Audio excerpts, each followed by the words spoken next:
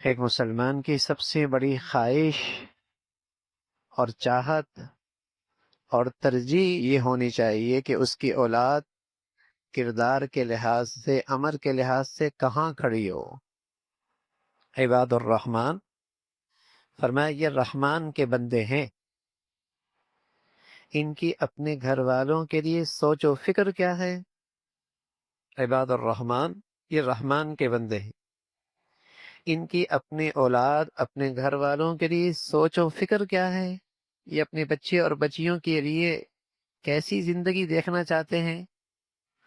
تو رحمان کے بندوں کی خوبیاں بتاتے بتاتے بتاتے یہ بتایا کہ اپنے گھر والوں کے لیے یہ دعا کرتے ہیں، ربنا هب لنا من ازواجنا وذرياتنا قرة اعین واجعلنا للمتقین اماما۔ اے اللہ میرے گھر والوں کو، میرے بچوں کو، میری اہلیہ کو میری آنکھوں کی ٹھنڈک بنا اور ہمیں نیک لوگوں کا امام بنا، یعنی نیکیوں میں اتنا آگے کر دے کہ لوگ ہماری نشان قدم دیکھ کر نیکیوں پہ چلنے لگ جائیں۔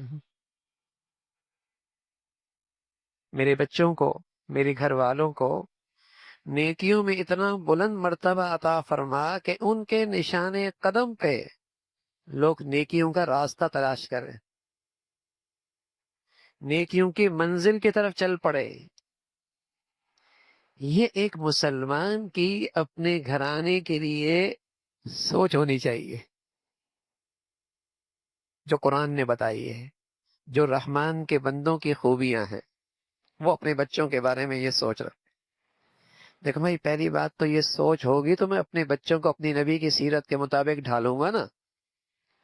جب میں نے سوچ ہی لیا ہے کہ ان بچوں کو دیندار نہیں بنانا، باقی سب کچھ بنانا ہے، بلکہ اگر بچہ تھوڑا سا دین کی طرف آنے لگے، نہیں بیٹے اتنا ڈیپ نہیں، بس جمعہ کافی ہے، بس نماز پڑھ لی نا اتنا کافی ہے، بس اتنا آگے نہیں۔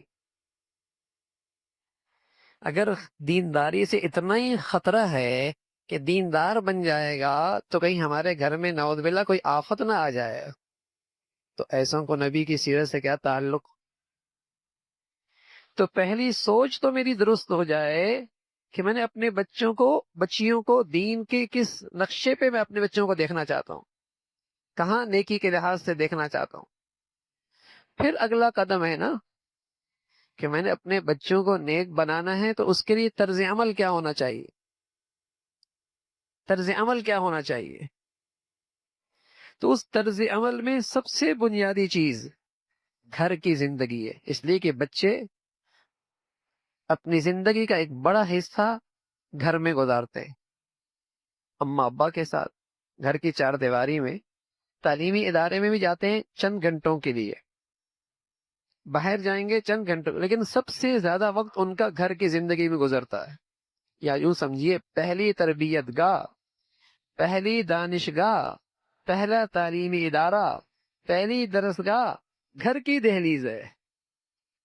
اب یہ دیکھنا ہے کہ اس گھر کے اس تربیتی تعلیمی درسگاہ میں دونوں اساتذہ کا کردار کیا ہے، اماں ابا کا، یہ دونوں مربی ہیں، یہ دونوں معلم ہیں، ان کا طرز عمل کیا ہے۔ اور بچے زبان کے بول کم سنتے ہیں، آنکھوں سے وہ زیادہ چیزیں نوٹ کرتے ہیں۔ بچے جو ہیں، ایک عمر ہوتی ہے، اس عمر میں بچے آنکھوں سے سیکھتے ہیں، زبان سے کم سیکھتے ہیں۔ یہی وجہ ہے دنیا کے اندر آپ دیکھیں گے جتنا جدید نیا تعلیمی سسٹم آ رہا ہے تو بچوں کے لیے دیکھنے کی چیزیں زیادہ، پریکٹیکل چیزیں دکھائی جا رہی ہیں۔ کانوں سے بچہ کم سنتا ہے، زبان کی تقریر بچہ کم سنتا ہے، آنکھوں کے مشاہدے سے وہ زیادہ سیکھتا ہے۔ تو وہ گھر کی زندگی، گھر والوں کا طرز عمل، گھر والوں کی صبح شام کی زندگی، یہ سب سے بڑی چیز ہے۔